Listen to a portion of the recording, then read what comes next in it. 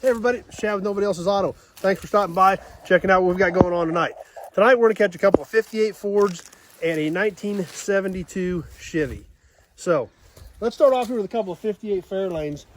The first one is this green and white. It was a base Fairlane, four-door sedan. Been smacked back here in the quarter panel, but just an old parts car that's been around here for years, but a lot of stuff left on it when we start looking.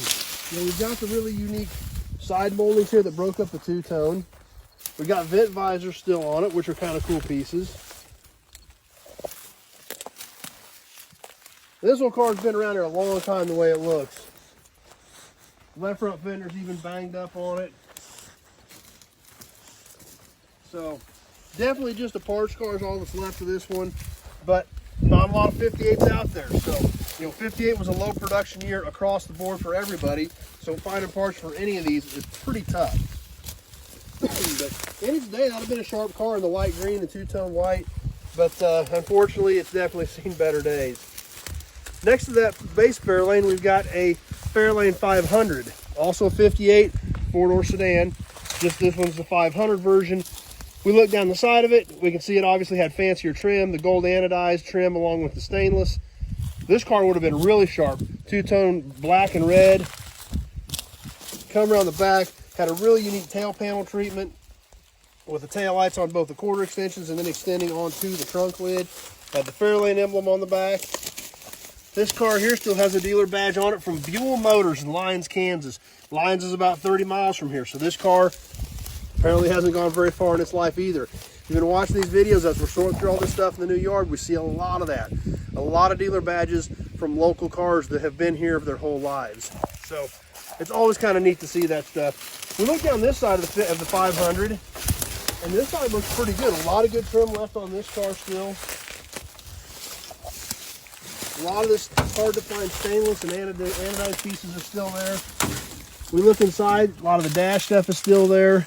This car even had power steering on it originally. We can see the horn button. It actually was noted the fact this car was equipped with power steering, which was a pretty rare option on Fords back in the day. So this car would have been kind of an upscale car. Another interesting feature about these 58s is we look at these lines in the roof.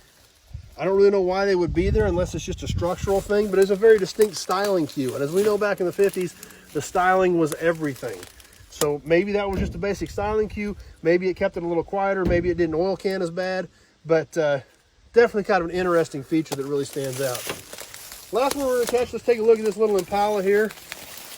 Like we talked about in some of the other videos, these mid-70s era Chevys getting so hard to find. This car is obviously missing part of the front clip. It is a base four-door sedan, no motor in this car. But any of this stuff, these 71 to 76 Chevys, any of this stuff is hard to find. So always glad to have some more of this inventory. It's so tough to find any of it. We can take a look inside of this one. It's still got a lot of the dash stuff in it, lots of pieces in there.